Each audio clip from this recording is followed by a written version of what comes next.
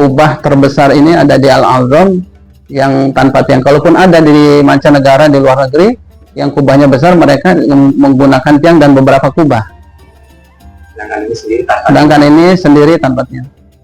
Itu bisa berdiri tidak pada umumnya karena ada penjelasan ilmiahnya kan, atau karena ditopangkan kubah kecil lain.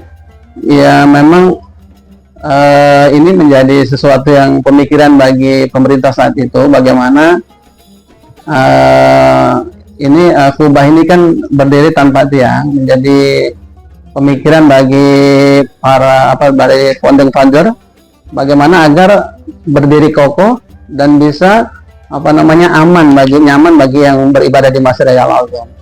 Walaupun diklaim oleh Pak Wali Kota bahwa memang ternyata sudah 25 tahun berdiri kubah ini juga ada beberapa yang terkendala seperti bocor dan lain sebagainya. Kenapa? Karena memang ternyata masa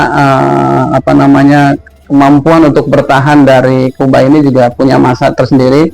Namun kita memang ada kesulitan karena memang bentuknya terlalu besar terkait dengan renovasi titik-titik yang bocor tersebut. Namun oleh Pak Wali Kota ada arahan dan ada usul bahwa nanti ke depan akan disertifikasi layak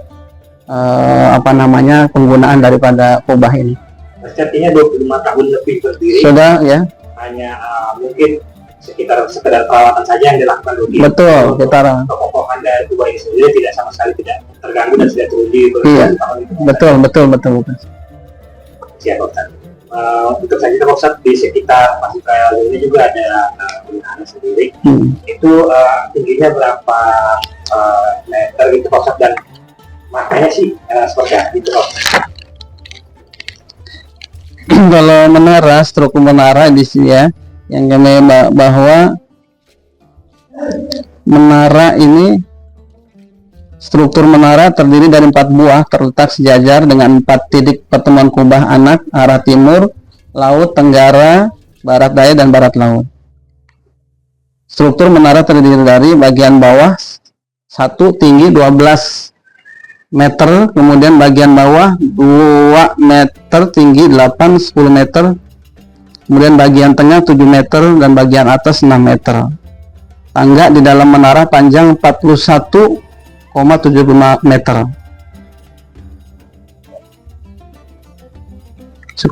Jadi tinggi struktur menara itu sendiri 34,10 meter. Kalau untuk payung yang ada di area Masjid Al-Azham sendiri, itu kan baru direvitalisasi di masa kepemimpinannya Pak Arif. Betul. Sebelumnya tidak ada.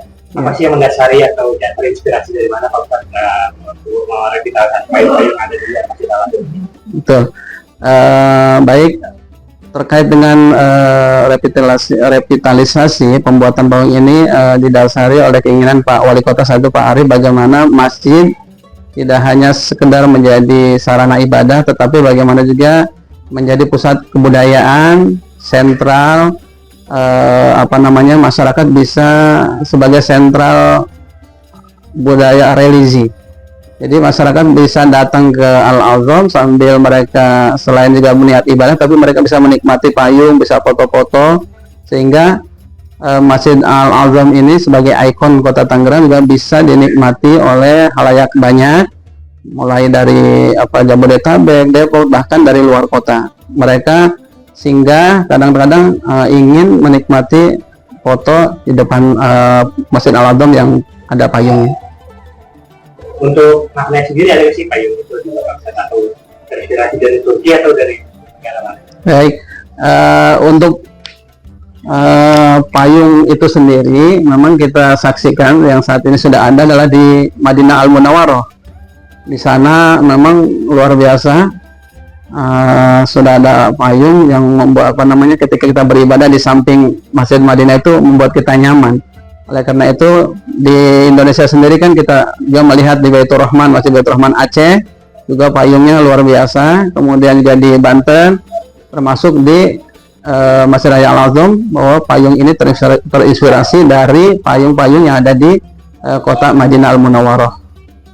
Dengan harapan bahwa dengan adanya payung ini masyarakat bisa nyaman di masjid, mereka bisa mengunjungi masjid, sehingga keberadaan Masjid Raya Al-Azham ini bisa dinikmati oleh banyak orang masyarakat. Untuk sedikit kubah yang ada tampak dalamnya di dalam area masjid sendiri, Pak. Itu ada tulisan-tulisan kaligrafi itu melambangkan atau ada makna sendiri Pak? Ya, untuk kaligrafi kita menghadirkan penulis dari sahabat kita juga di Kota Tangerang yang memang ahli dalam tulisan kaligrafi, sudah juara nasional. Terkait dengan ayat-ayat yang dituliskan adalah mengenai terkait dengan kemasjidan tentunya. Di antaranya misalkan innama ya'muru masajidallah man amana billahi wal yawmil akhir, bahwa orang-orang yang memakmurkan masjid itu mereka adalah orang-orang yang beriman, kemudian mereka beriman kepada Allah, beriman kepada hari akhir, mereka mendirikan sholat dan sebagainya. Kemudian juga ayat-ayat lain pun terkait dengan makna-makna yang sejarah masjid pada zaman Rasulullah.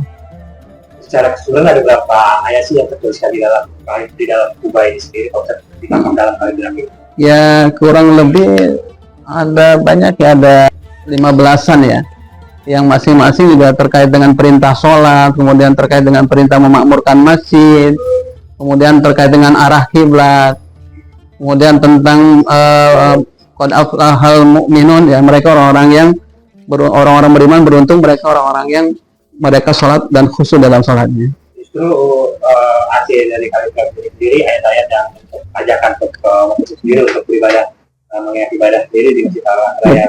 Betul.